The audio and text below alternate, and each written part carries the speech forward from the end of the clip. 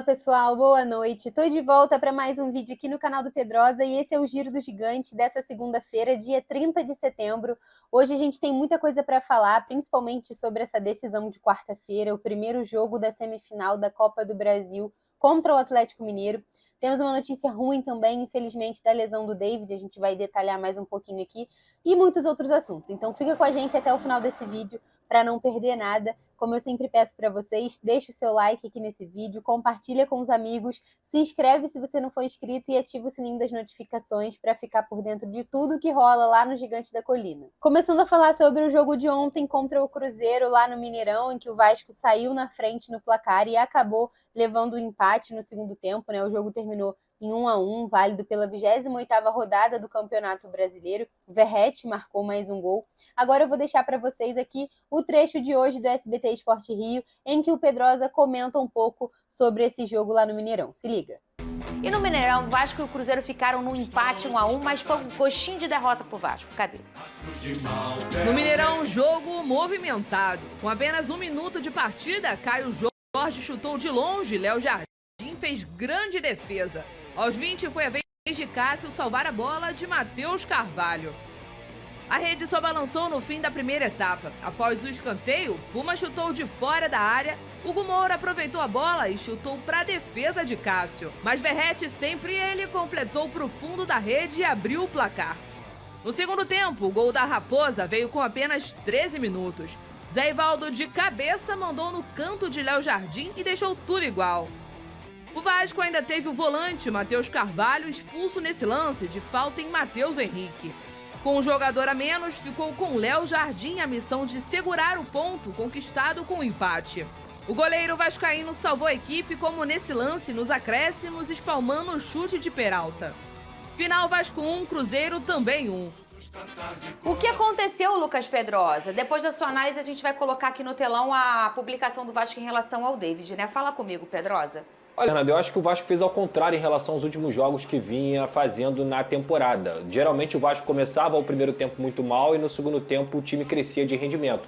Dessa vez o Vasco foi superior ao Cruzeiro no Mineirão, jogou mais do que o Cruzeiro no Mineirão no primeiro tempo, com algumas mudanças também, o Felipe Coutinho titular, Puma Rodrigues, Emerson Rodrigues e tudo mais. E o Vasco teve o jogo sob controle, jogou bem melhor do que o Cruzeiro na primeira etapa e deveria ter ido para o segundo tempo com uma condição também de controlar essa partida. Mas o que a gente viu foi totalmente ao contrário. O Vasco começou a errar muito na saída de bola, começou a ter um certo desespero. Claramente o Cruzeiro sente a falta do Matheus Pereira, que mais uma vez não jogou contra o Vasco, e sente também uma nova metodologia de trabalho do Fernando Diniz, que ainda não deu tempo de ser implantada. Então o Vasco se aproveitou disso, mas depois chamou o Cruzeiro para o seu campo, errou bastante. O Rafael Paiva, na minha visão, ele teve uma leitura de jogo ali para poder utilizar os contra-ataques. E quando ele tira o Coutinho e não coloca um jogador de ligação para poder preencher esse meio, o Vasco perde a criatividade, ele perde o pensamento dentro de campo, se torna um time muito mais na base da velocidade e o Cruzeiro cresce no jogo dentro do Mineirão. O Cruzeiro é um baita de um time também, inclusive está acima do Vasco na tabela e consegue o empate nessa falha do Lucas Piton. Eu acho que não é uma questão dele ganhar na cabeça ou não. Eu acho que ele não poderia deixar o Zé Ivaldo ter tanta tranquilidade para cabecear assim. A falha acontece, o Vasco sofre o empate, depois o Léo Jardim começa a empilhar um monte de defesa, inclusive mais uma vez o Léo Jardim mostrando o baita de goleiro que ele é, jogador de seleção brasileira, e depois o Matheus Carvalho também acaba sendo expulso, muita gente discutiu se é, se não é, mas eu não vejo nada de absurdo aí, o Matheus Carvalho pisou no jogador do Cruzeiro, eu também acho querendo ou não, acho que ele não quis ter isso de forma alguma, chegou atrasado, mas pisou, mas o lance do Keno, mas o lance do Marcelo, errado foi o Marcelo que não foi expulso, errado foi o Keno que não foi expulso, e não a gente pode utilizar um erro para poder justificar, na minha visão, um acerto. E depois também teve um pênalti que passou batido do Jean David, que ele foi puxado ali no início do segundo tempo, mas a transmissão não mostrou replay, não foi nada, enfim.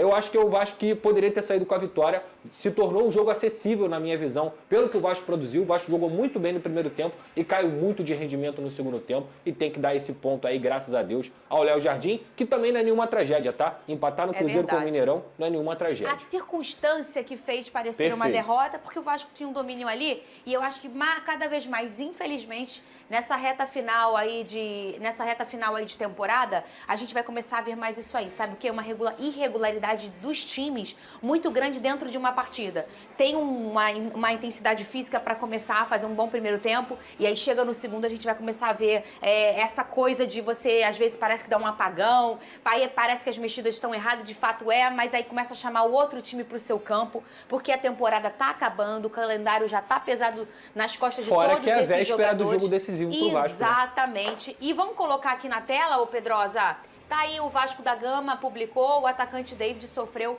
uma entorse do joelho esquerdo durante a partida contra o Cruzeiro. No último domingo, ele passou por exames de imagem nessa segunda, onde foi diagnosticado com ruptura do ligamento cruzado anterior, o famoso LCA. O atleta já iniciou tratamento com os profissionais do Departamento de Saúde e Performance e passará por cirurgia.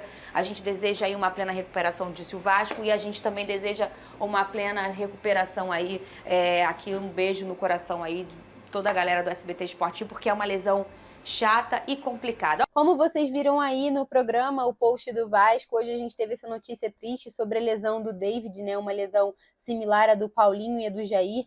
Ele rompeu o ligamento cruzado anterior do joelho esquerdo. Então, ele está fora da temporada, não joga mais em 2024 pelo Vasco. O tempo de recuperação é de 8 a 10 meses. Ele vai passar por cirurgia nos próximos dias.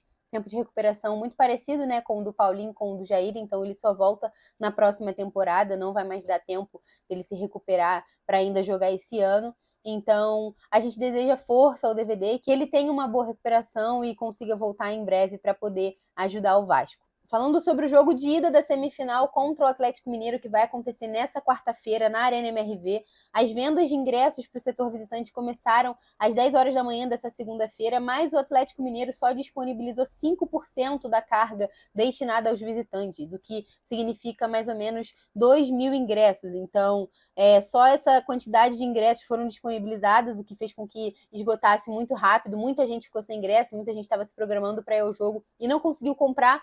Por conta dessa política, né, o Atlético informou ao Vasco que por questões de segurança só pôde disponibilizar essa quantidade, né, 5% de ingressos, o que significa 2.000 mais ou menos. Então, o Vasco vai fazer a mesma coisa no jogo de volta, provavelmente, vai disponibilizar 5% da carga para os visitantes lá em São Januário, o que vai significar cerca de 1.000 ingressos para os torcedores do Atlético Mineiro que forem até São Januário para essa decisão pela semifinal da Copa do Brasil. Agora eu vou deixar aqui um recado do Pedrosa com a Simples Reserva para vocês. Dá uma olhada. A Simples Reserva é a nova parceira do canal do Pedrosa e ela tem um conceito que o nome já traduz. Simples. É roupa de qualidade sem preço astronômico. Para mim, a ideia de estar bem vestido também é saber ser simples, onde quer que você esteja. Seja no trabalho, no lazer, com frio ou calor. É o que faz parte do seu dia a dia. E apontando a câmera do seu celular para esse QR Code aqui na tela ou clicando no link da descrição, você pode usar o cupom PEDROSA10 e ganhar 10% de desconto na Simples Reserva. Seja para homens, mulheres ou crianças. Ficou fácil estar bem vestido e num preço bom também. Quer saber mais? Clica lá, vem comigo, tamo junto. Lembrando que com o código PEDROSA10 vocês têm 10% de desconto na Simples Reserva. É só clicar nesse link que está aqui embaixo na descrição ou apontar seu celular para o QR Code que está aí na tela. Aproveita! Em meio a essa semana decisiva aí da semifinal da Copa do Brasil, o Vasco vive uma polêmica fora de campo com a CBF e com o próprio Atlético Mineiro em relação à mudança das datas dos jogos de volta da semifinal da Copa do Brasil, né? E, inclusive, o Vasco estuda acionar o STJD contra essas mudanças, né? Os jogos que seriam disputados no dia 17 de outubro, numa quarta-feira, foram mudados para o dia 19 de outubro, no sábado, por conta da data FIFA. O Atlético Mineiro e o Flamengo que fizeram esse pedido à CBF por conta dos jogadores que possam ser convocados, por conta da data FIFA. O Vasco não concordou, tinha negado, né, essa mudança. O Corinthians também não tinha concordado. E o Vasco agora estuda acionar o STJD contra essa mudança. A gente vai acompanhando aí os próximos dias para saber o futuro dessa situação. Então é isso, pessoal. Por hoje é só. Esse foi o Giro do Gigante dessa segunda-feira, dia 30 de setembro. Lembrando que qualquer novidade a gente tá por aqui e também lá no Instagram, @canal do Pedrosa. Para quem ainda não tá seguindo, segue lá que todo dia tem conteúdo de Vasco para vocês ficarem ligados em tudo que tá rolando. E como eu sempre peço, deixa o seu like aqui nesse vídeo, compartilha com os amigos, se inscreve aqui no canal se você ainda não for inscrito e ativa o sininho das notificações. Até a próxima, tamo junto!